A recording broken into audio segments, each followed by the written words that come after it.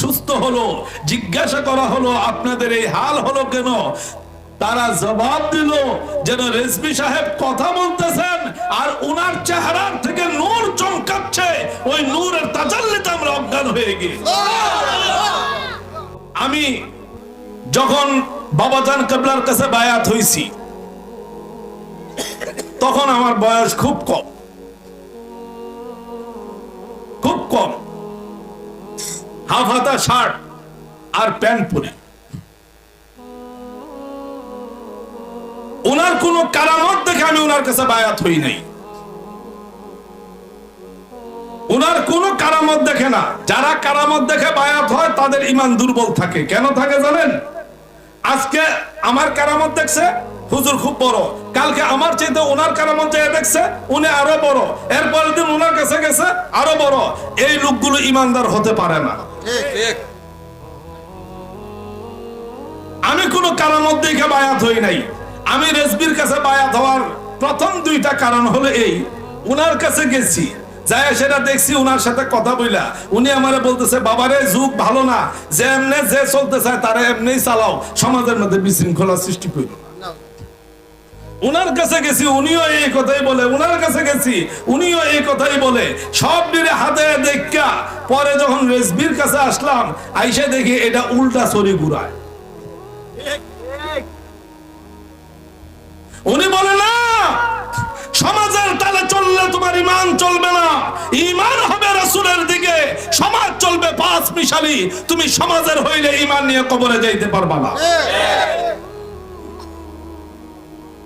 উনার মধ্যে দুইটা জিনিস পাইলাম না, এক ভয় আর এক হইল লোভ। ভয় এবং যারা আমাদের বিরোধী আছে না, সব সমাজে আছে, ওনাদেরকে গালি দিবেন না, ওনারা গালির উপযুক্ত না, গালি দিবেন না, ওনাদেরকে আমার সাথে বসাই দিবেন। উনি যত বড় হুজুর হোক, যত গালি দিতে চায় অসুবিধা নাই, আমার সাথে আগে বসান, উনি আগে প্রমাণ করো কোন কারণে উনি রেজবির বিরোধিতা করে। আমার মুর্শিদ কেবলা হিসাব আলাদা আরেকটা জিনিস। আসেন, আমি সবার মধ্যে যে দেখেছি, সবার মধ্যে লোভ এবং ভয় যে কোনো একটা আছে। কেউ ভয়ে সমাজে জুড়ে কথা বলে না, আর কেউ লোভের কারণে সমাজে জুড়ে কথা বলে। কিন্তু রেজবিকে দেখলাম কোরআনের ওই আয়াত, আলা ইন্না আউলিয়া আল্লাহি লা খাউফুন আলাইহিম ওয়ালা হুম ইয়াহজানুন, এই আয়াতের তারতিব আল্লামা রেজবি শাহ হুজুর কিবলার মধ্যে আমি 100% পেয়েছি। কারণ উনি দুনিয়ার কাউকে ভয় করে নাই, দুনিয়ার কোনো কিছু উনি লোভও করে। 3 নম্বর, উনার মধ্যে পেয়েছিলাম অতুলনীয় নবী প্রেম। অতুলনীয়, এত নবী প্রেম। আমার এক নানা, সম্পর্কিত নানা, নানার বাড়ির সবাই নানা, আবার শ্বশুর বাড়ির সবাই শ্বশুর। নানার বাড়িতে আমার এক নানা ব্রাহ্মণবাড়িয়া জেলার নবীনগর থানার সাতমুরা গ্রামে, উনার নাম ছিল সুরুজ মাস্টার। উনি ছিলেন চতুরা দরবারের মুরিদ, চতুরা আব্দুল খালেক সাহেব হুজুরের মুরিদ। উনি আমাকে একটা কাহিনী বললেন, উনার কাহিনী। উনি বললেন যে না, আমি চতুরা দরবারের মধ্যে উপস্থিত, রেজবি সাহেব হুজুর ওয়াজ করতেছেন, ওয়াজ করতে করতে করতে করতে রাত্র প্রায় 12টা বেজে গেল। হুজুর বসা থেকে দাঁড়িয়ে গেলেন, উনার ওয়াজের ভিতর দিয়ে 70-80 জন মানুষ ফিট হয়ে পড়ে গেলেন, অজ্ঞান হয়ে গেলেন। এই মুহূর্তে চতুরার হুজুর উনার হুজরা থেকে উঠা আইসা নিজের চাদরটা রেজবি সাহেবের শরীরের মধ্যে দিয়ে আঞ্জা দিয়ে ধরে বলল, আপনি কি মানুষগুলোকে মেরে ফেলবেন? লোকগুলো যখন সুস্থ হলো, জিজ্ঞাসা করা হলো আপনাদের এই হাল হলো কেন, তারা জবাব দিল যেন রেজবি সাহেব কথা বলতেছেন আর উনার চেহারার থেকে নূর চমকাচ্ছে, ওই নূরের তাজাল্লিতে আমরা অজ্ঞান হয়ে গেছি।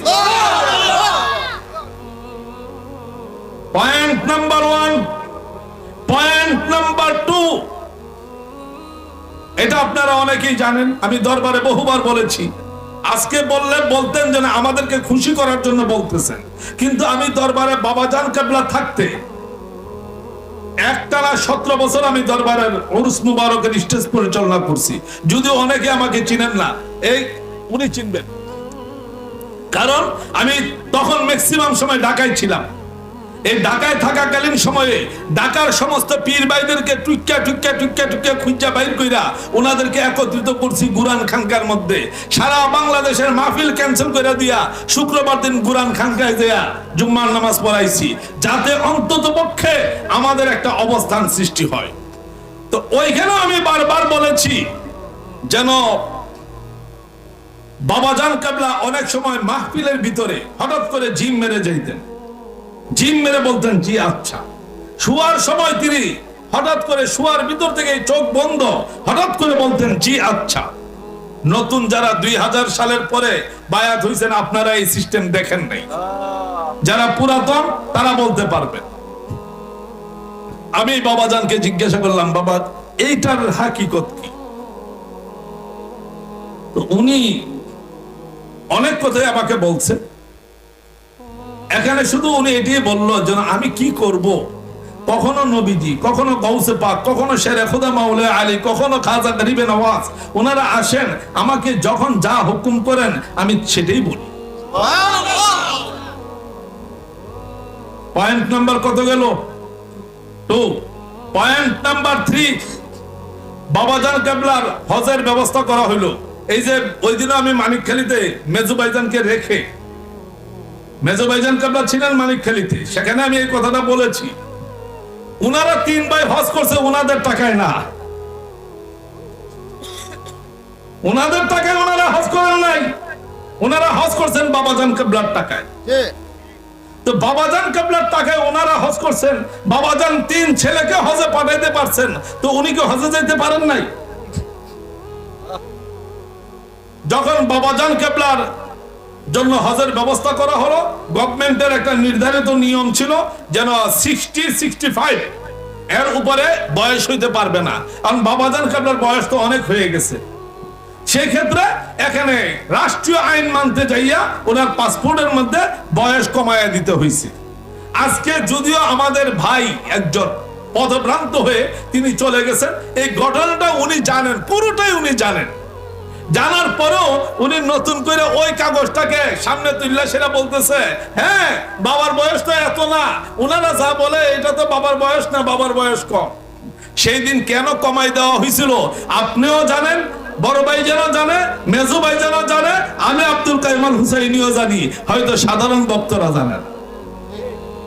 বিদায় আপনি যখন মাদ্রাসায় মানজারুল ইসলাম করেছিলেন, মানজারুল ইসলাম করতে যে এটার যে রমজানের ক্যালেন্ডারের জন্য যখন আপনি আমার ঢাকার বাসায় গেছিলেন, ওই ক্যালেন্ডারের মধ্যে বাবাজান কেবলার অর্ধেকটা জীবনী, সংক্ষিপ্ত জীবনী সেট করে দেওয়া হয়েছিল। সেখানেই তো বাবাজান কেবলার বয়সটা লেখা ছিল। আপনি কি সেটাও ভুলে গেলেন? তাহলে আপনার মাদ্রাসার যেটা দরবারের ভিতরে আপনি করছিলেন, ওই মাদ্রাসাটার প্রথম রমজানের ক্যালেন্ডারের কাগজটা একটু বাইর কইরা আমাকে দেখান, জনগণ দেখুক, বাংলার মানুষ সাক্ষী থাকুক যেন বাবাজান কেবলার কোন কথাটা, কোন বয়সের হিসাবটা সঠিক আছে কি নাই। এটা তো আপনারও লেখা, আমারও লেখা।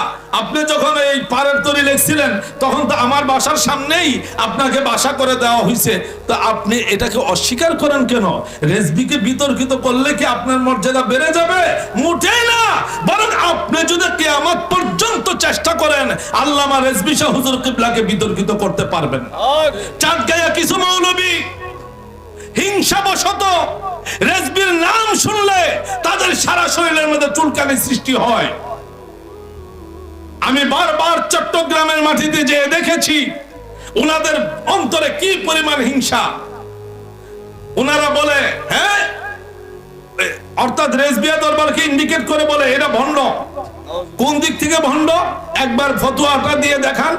অতঃপর আপনারা যারা রেজবিয়া দরবারের দিকে আঙ্গুল তুলেছিলেন, একটু সময় নিয়েছে, আমার মুর্শিদ কিবলা জমিন থেকে পর্দা নিয়েছে। আমি আব্দুল কাইয়ুম আল হুসাইনি আজকে আপনাদের আকীদাকে প্রমাণ করাই দিলাম।